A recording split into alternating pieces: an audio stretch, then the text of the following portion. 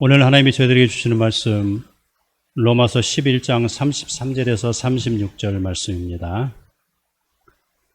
깊도다 하나님의 지혜와 지식에 풍성하며 그의 판단은 헤아리지 못할 것이며 그의 길은 찾지 못할 것이로다. 누가 주의 마음을 알았느냐? 누가 그의 모사가 되었느냐? 누가 주께 먼저 드려서 갚으심을 받겠느냐? 이는 만물이 주에게서 나오고 주로 말미암고 주에게로 돌아감이라. 그에게 영광이 세세에 있을지어다. 아멘. 로마서 11장은 이스라엘과 이방인들의 구원에 관한 내용을 주로 다루고 있습니다.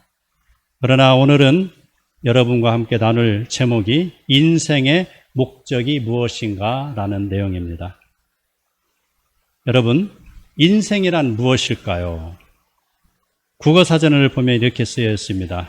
사람이 살아가는 일이라는 것이죠. 그런데 왜 살아야 하는지, 어떻게 살아야 하는지, 무엇을 위해서 살아야 하는지에 대한 이유와 방법과 목적에 대한 언급은 나타나 있지 않습니다. 아마도 그 이유는 사람마다 각기 추구하는 그런 이유와 방법과 목적이 다를 수 있기 때문이 아닐까요? 여러분 잘 아는 러시아의 분노 톨스토이는 인생에 대해서 한 편의 우화로 우리에게 설명해주고 있습니다. 어느 청년이 길을 가다가 사자를 만납니다. 그 청년은 깜짝 놀라서 황급하게 칡렁꿀을 잡고 우물 속으로 들어갑니다. 우물 밑에는 독사가 가득하고 계속해서 위에를 바라보고 있는데 그 청년은 우물 안으로 내려갈 수 없는 상황이 되었습니다. 그때 검은 쥐와 흰 쥐가 우물 벽에서 나타나 그 청년이 붙들고 있는 칡렁꿀을 갉아먹기 시작합니다. 청년은 화들짝 놀라서 소리를 쳐봅니다. 그러나 쥐는 도망가지 않습니다. 몸부림을 칠 수 없죠. 몸부림을 치면은 금세 떨어질 거 뻔하기 때문입니다. 청년은 그렇게 애를 쓰지만 지쳐 있습니다. 그런데 그때 마침 우물가에 있는 큰 나무에 있는 벌집에서 그 꿀이 넘쳐 흘러 우물 속으로 tum벙tum벙 떨어지는 것이 아니겠습니까? 청년은 몸을 뻗고 혀를 내밀어서 떨어지는 꿀을 먹으면서 맛있네 라고 탄성을 지르고 있습니다. 자, 이러한 상황에서 철학자는 어떠한 반응을 보일까요? 소크라테스는 아마도 사자와 마주치는 현실이 다가오면은 악법도 법이니 국가의 명령에 거부할 수 없고 단지 나는 죽을 것인지 살을 것인지 그것이 고민이다 라고 말하면서 독배를 마신 것처럼 사자 앞에서 의연하게 죽음을 택했을 것입니다. 플라톤은 어땠습니까? 자기 스승의 죽음을 보면서 고민에 빠지기 시작했습니다. 그리고 10여 년의 기간을 방황하면서 세상을 돌아다녔죠. 그리고 그는 이야기합니다. 죽는다고 무엇이 달라질 수 있을까? 세상은 선과 악이 존재하는 것처럼 삶과 죽음의 길에서 살 길을 찾으면 반드시 있을 거야 라고 말하면서 최고의 선이라고 여겨지는 이데아의 세계를 꿈꾸고 있습니다. 그래서 플라톤은 칡렁꿀을 휘어잡고 우물 속으로 들어가서 허공 위에 대롱대롱 매달려 있습니다. 아리스토텔레스는 어떠할까요? 사면초가의 상황에서 사색이 된 플라톤을 바라보며 근심에 쌓여있는 인생을 다시 한번 생각해 봅니다. 그래, 행복을 추구하는 것이 인생이 아니겠는가 라고 말하며 혀끝을 내밀어 공중에서 떨어지는 꿀을 먹으며 행복에 젖어 있었습니다. 이 우화에서 톨스토이가 말하고자 하는 것은 죽음의 위기에 처해 있음에도 불구하고 꿀맛에 사로잡혀 위기를 인식하지 못하고 있는 청년과도 같은 인생의 우매함을 지적하고 있는 것입니다. 철학은 참 좋습니다. 때로는 도덕적이기도 하고요. 또 인생을 교훈하기도 합니다. 참으로 철학은 심오한 진리가 있어서 다른 사람들을 가리키기도 하는데 또 때로는 그 철학이 신학의 어려움을 해석하는데 도움을 주기도 합니다. 그러나 그 철학이 정말 심오한 그런 진리가 있다 할지라도 예수 그리스도를 통한 인생의 목적을 알지 못하면 아무리 아름다운 그들의 이론이나 지식이나 또 그들의 죽음이나 또 그들이 쌓아놓은 수많은 책들이 있다 할지라도 모두가 헛될 뿐입니다. 철학자는 행복을 위하여서 자기가 살아나가는 것이 인생이라고 말하였는데 그 행복이라는 것은 대체로 돈으로 규결이 되는 것입니다. 또는 물질로 규결이 된다고 해야겠죠. 그러나 돈이 인생의 어느 정도의 행복은 될 수 있을지 모르겠으나 전부가 아니라는 것을 아시기 바랍니다. 돈으로 집을 살 수는 있으나 가정은 살 수 없습니다. 돈으로 시계는 살 수 있으나 시간은 살 수 없습니다. 보험은 들을 수가 있지만 안전은 살 수가 없는 것이죠. 침대는 살 수 있을지 몰라도 잠은 살 수가 없습니다. 음식은 살 수 있을지 모르나 식욕은 살 수 없는 것이고요. 자기가 병들었을 때 훌륭한 의사를 돈을 주고 모실 수는 있지만 건강은 살 수 없는 것입니다. 이런데 우리는 그 돈 때문에 이렇게도 힘들어하고 행복하고 이런 희비의 쌍곡선을 그리고 있는 것이죠. 그런데 적게 벌면 많은 사람들은 불행하다고 생각합니다.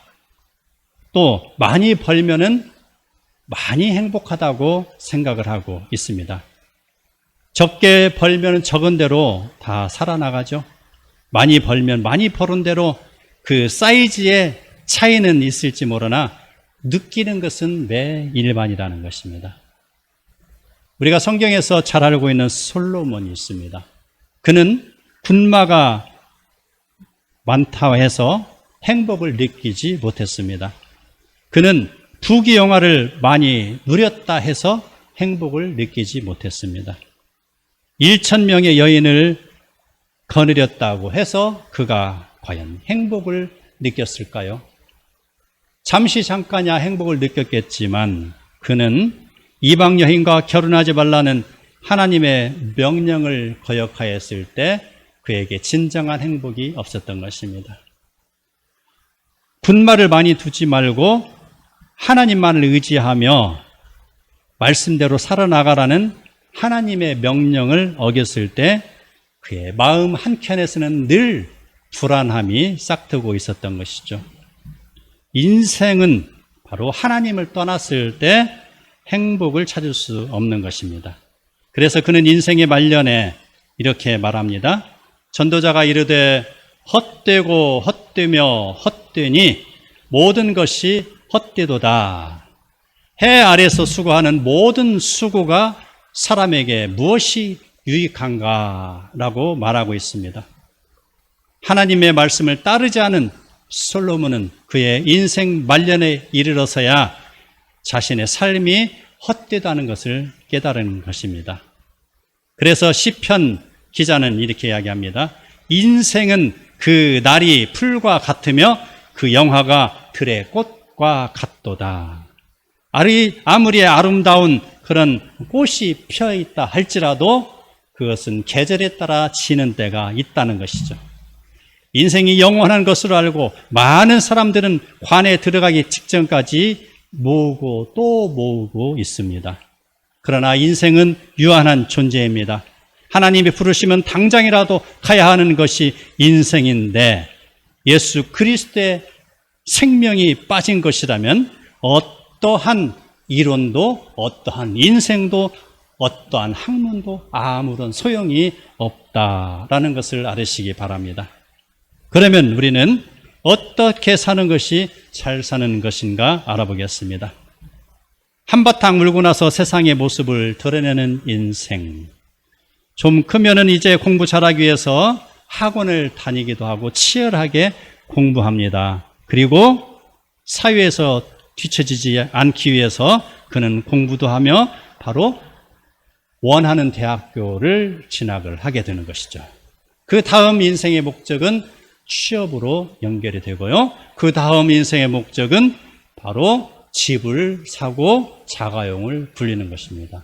자, 이러한 것이 돈이나 물질로 그 양을 책정하려 들고 있습니다. 그런데 이러한 물질과 돈으로 귀결이 되는 그런 인생은 과연 행복하다 말할 수 있겠습니까? 지금도 수많은 사람들이 이러한 패턴, 계속되는 패턴, 자, 공부하고 진학하고 취업하고 또 집 사고 또 결혼도 하고 이렇게 계속해서 순환하고 있는 패턴입니다. 나의 과거에 선배가 했던 것처럼 지금 나도 그 길을 걸어가고 나의 후손도 똑같이 그 길을 걸어가는 거 아니겠습니까? 이런 패턴 속에서 자기의 인생을 맡기고 있습니다. 그래서 그 패턴 안에서 최고의 행복을 추구하고 있는데 아리스토텔레스, 그분은 이러한 것을 중용이라고 말하고 있습니다. 인생의 목표가 행복을 추구하는 것이라고 말했지만 그는 하나님을 알지 못하는 사람이었기 때문에 진정한 행복을 모르고 있는 것입니다. 그는 예수님이 태어나기 전 400~500년 전에 출생한 사람입니다. 그는 예수님을 알았다면 그의 인생이 바뀌었을 수도 있겠죠. 철학자에서 신학자의 그런 단계까지 올라갈 수 있었을지도 모를 일입니다. 그러나 그는 불행하게도 예수님 이전에 태어난 사람이 되는 것이어서 예수님을 알지 못하고 복음을 알지 못하는 것입니다. 그들은 아리스토텔레스뿐만이 아니고 모든 그런 철학자들은 영혼에 대한 이야기는 하지만 그 영혼의 근거를 제시하지 못합니다. 천국을 알지 못합니다. 그래서 허공에서 대롱대롱 매달리면서 이데아를 꿈꾸고 물질에 관계된 행복을 추구하는 것이 아니겠습니까? 다행히도 여러분은 예수님 이후에 탄생하셔서 얼마나 행복한지 모르겠습니다. 바로 예수님의 복음 때문에 여러분이 이 자리에 왔고 또 복음을 듣고 예수를 영접하고 예수님의 그런 가르침을 받아서 하나님의 자녀된 복된 인생들 아닙니까? 여러분, 목적 없는 인생이라는 생각을 한번 해봤습니까? 자, 목적 없는 인생은 질보다 양을 우선하고 있습니다. 그러나 아무리 많이 벌고 많이 소유한다 할지라도 그들 속에서는 진정한 행복을 누릴 수 없는 것, 바로 사람들은 천년 만년을 또 살아나가는 것처럼 살고 있을지라도 그들은 진정한 행복을 누릴 수 없습니다. 그래서 시편 기자는 말합니다. 주의 목전에는 천년이 지나간 어제 같으며 밤의 한순간 같을 뿐이니이다 라고 말하고 있습니다. 또 이야기합니다. 우리네 인생은 아침에 피었다가 시든 들풀과 같은 존재요 라고 이야기하고 있습니다. 자, 이 두 구절을 통해서 인간은 유한한 존재다라는 것을 우리에게 알려주고 있습니다. 많이 쌓아놓고 많이 먹고 많이 마시고 영원히 사는 것처럼 그들은 즐기고 있습니다. 그러나 하나님께서는 하나님의 시간 내 사람이 존재하게 하는 것이고요. 그 유한한 그런 인간은 그 짧은 인생을 살다가 막을 내리는 것입니다. 그랬을 때에 야고보 사도는 4장 11절에 이렇게 이야기합니다. 내일 일을 너희가 알지 못하는 도다. 너희 생명이 무엇이냐? 너희는 잠깐 보이다가 없어지는 안개니이다 라고 했습니다. 안개와도 같이 사라질 인생뿐인데 헛되게 살아가는 사람들 향하여서 이사야 선지자는 버러지 같은 인생아 라고 표현하고 있습니다. 또 그러면서 그는 참되게 살아가야 할 인생의 목적을 알려주는데, 자, 이사야 43장 21절에 이 백성은 내가 나를 위하여 지었나니 나를 찬송하게 하려 함이다 라고 하였습니다. 하나님이 천지를 창조하시고 인간을 만드신 목적이 인간을 통하여 찬송을 받기 위함이라고 하였습니다. 찬송을 받는다 이란 내용은 우리 인간의 전인격적인 삶을 통해서 영광을 받기 원하신다는 것입니다. 그래서 나의 지식과 나의 감정과 나의 의지적인 그런 모든 행동을 통해서 하나님을 찬양하라는 것이죠. 인생은 그 스스로가 알지 못하는 그 무엇이 있습니다. 그래서 에레미야 선지자는 이렇게 말합니다. 인생의 길이 자신에게 있지 않고 걸음을 지도하며 걷는 자에게 있지 않다고 말합니다. 자, 자기에게 있지 않다라는 거예요. 누군가에 의해서 인생이 그 길을 걸어가고 있다라는 것입니다. 누군가에 의해서 창조가 되었다라는 것이고 누군가에 의해서 그가 행복을 누릴 수 있다라는 것입니다. 아무리 잘난 사람이라 할지라도 절대자 앞에 서면 낮아질 수밖에 없는 것이 현실입니다. 그런데 나를 만드신 이가 누군 줄 안다면은 그는 바로 그를 따라야 하는 것이죠. 창조주를 따라야 하는 것이죠. 나를 따른다는 것은 하나님의 창조의 목적을 알고 하나님이 우리에게 주신 말씀 안에서 겸손하게 순종하는 삶을 이야기하고 있습니다. 그러한 겸손한 삶 속에서 우리는 행복을 찾는다라는 것입니다. 요즘 과학이 많이 발달해서 4차원의 그런 세계라고 표현을 많이 하죠. 그런데 이 4차원의 세계를 향해서 가고 있는 우리에게 느껴지는 행복은 과연 어떤 것일까요? 자, 우리는 4차원의 세계를 흔히 말해서 포스트 휴먼이라고 합니다. 바로 포스트 모더니즘, 모더니즘 다음의 세계. 자, 포스트 휴먼, 휴먼 다음의 세계. 이 말인 즉슨 인간 이후의 인간. 다시 말하면 인간을 넘어선 인간이란 뜻이죠. 그래서 트랜스 휴먼이라고 표현하기도 합니다. 자, 왜 그렇게 부를까요? 자, 우리가 근래에 과학 문명이 발달해서 컴퓨터를 많이 사용하고 있습니다. 그래서 많이 살기가 편리해졌죠. 우리 인간들이 기억해야 될 것을 컴퓨터가 다 지금 기억을 하고 있어서 인간들의 그런 할당, 그런 책임량을 어느 정도 우리는 내려놓을 수가 있습니다. 컴퓨터만 키면은, 제목만 입력하면은 그 자기가 원하는 내용들이 뚜루룩 다 제시가 되니 얼마나 살기가 편해졌는지요. 그래서 수많은 그런 문서들도 컴퓨터에 넣기만 하면은 순식간에 다 풀어서 나오니 얼마나 편합니까? 또 로봇을 만들어서 사람의 그런 일을 대신하고 있습니다. 그래서 힘든 일을 로봇이 다 합니다. 로봇이 더 많은 일도 하고 더 정교하게 일도 하니 사람들은 참으로 살기가 편해졌습니다. 그런데 또 거기에 더해서 인공지능이라는 것이 생겼습니다. 자, 과거에는 문제 해결을 위한 방정식이 있었다면은 이제 인공지능이 생겨난 이후에는 빅데이터에 의해서 알고리즘이 형성되고 그 알고리즘에 의해서 그 사람이 취향을 어떠한지 알아내며 그 사람에게 바로 자기가 원하는 취향대로 정보를 제공하는 것.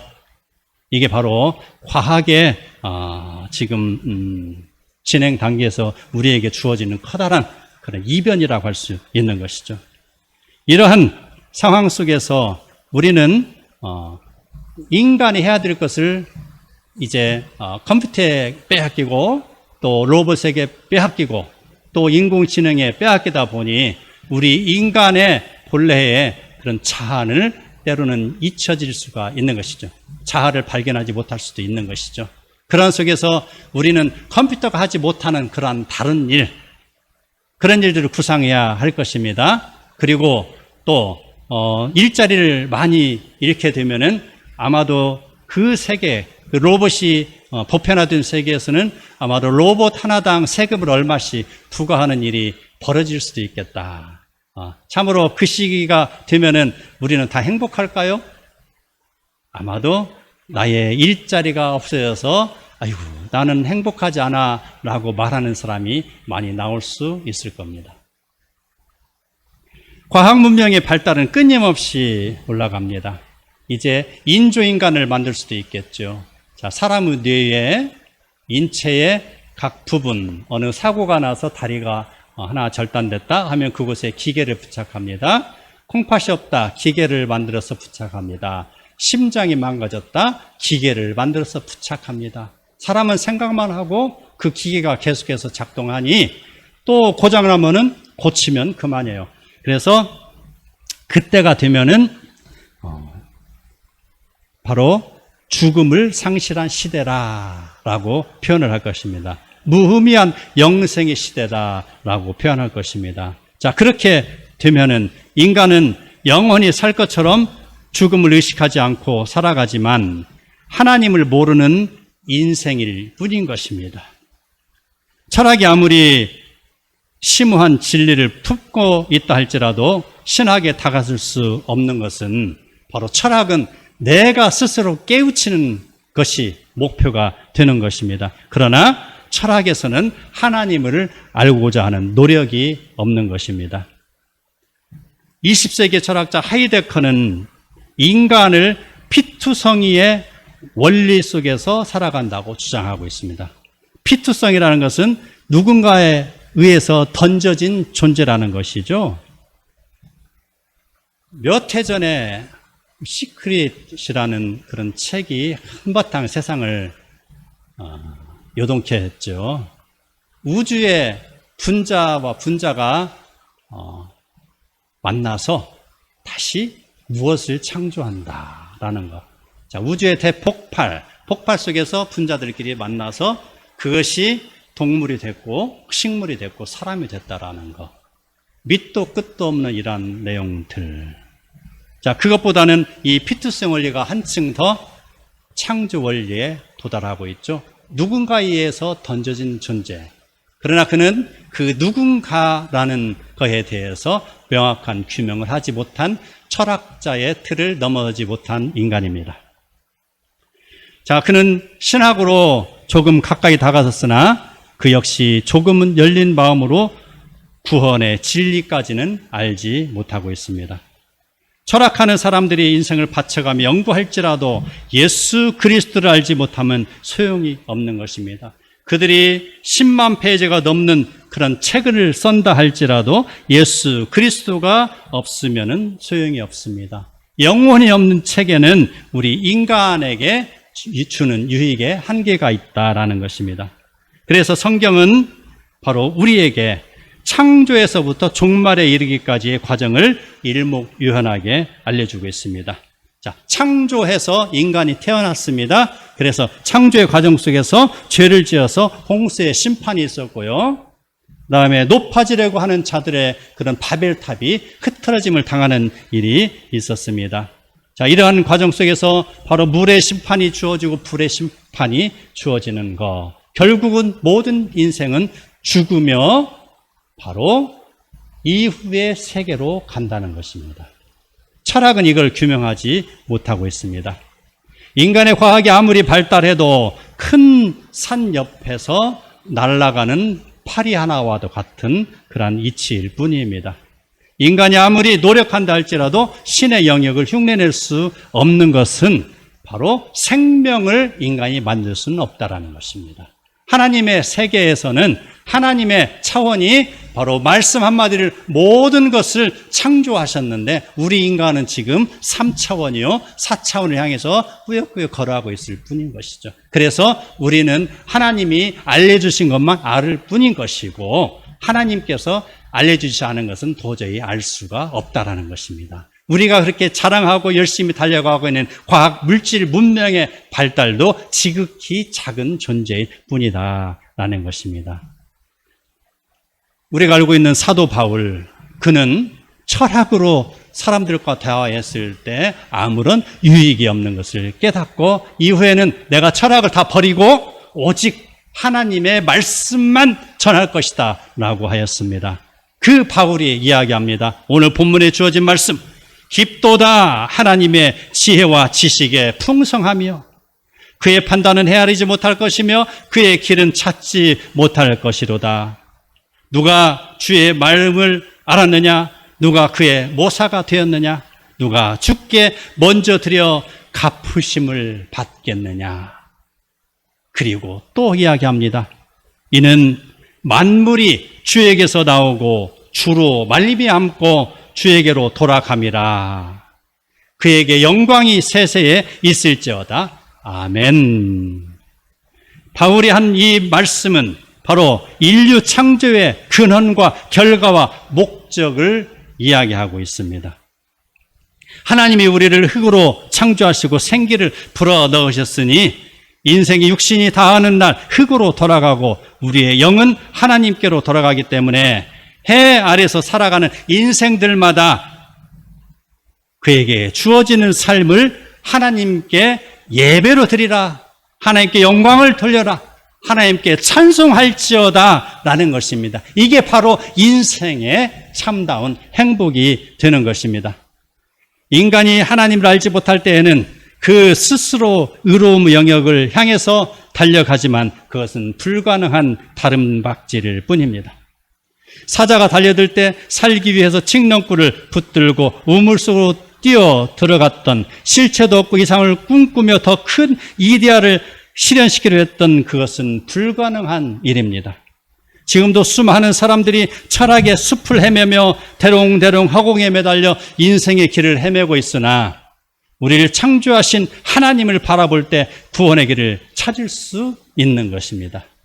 그들은 영안이 멀어서 그들을 앞에 다가온 하늘에서 내려온 십자가를 바라보지 못하고 있습니다. 그러나 예수 그리스도를 믿는 자리는 그들이 허공에 대롱대롱 매달려 있을 때 바로 옆에 다가온 십자가의 사다리를 붙잡고 바로 천국으로 올라가는 것입니다. 예수 그리스도를 믿기만 하면 구원에 이르게 된다는 사실을 우리는 믿으시기 바랍니다. 하나님이 우리를 지으신 목적이 하나님을 찬송하는 것이라 하였사오니 이 자리에 모인 사랑하는 성도 여러분은 더욱더 나의 몸과 마음과 정성을 다해서 하나님을 찬송하는 그런 삶을 살으시기 바랍니다. 사랑하는 성도 여러분, 이제 철학 우물에서 나오시기 바랍니다. 이상의 옷을 벗어버리고 우상이나 세상의 논리나 이치나 그 어떠한 것을 다 벗어버리고 나의 생명 되신 주님을 만나시기 바랍니다. 세상의 도덕이나 우상을 섬기는 것이나 또 세상의 어떠한 가르침과 또 세상의 어떠한 그런 물질 문명이라도 자기 목숨과 바꿀 가치는 없습니다. 나를 위하여 죽으신 예수 그리스도 앞에서 나의 간절한 기대와 소망을 따라 아무 일에든지 부끄럽지 아니하고 지금도 전과 같이 온전히 담대하여 살든지 죽든지 내 몸에서 그리스도가 존귀하게 되나니 이제는 내가 사는 것이 그리스도요 죽는 것도 유익하니라고 고백한 바울의 고백이 나의 고백이 되며 하나님께 영광을 올려드리는 삶이 내 인생의 목적이 되시기를 축원합니다.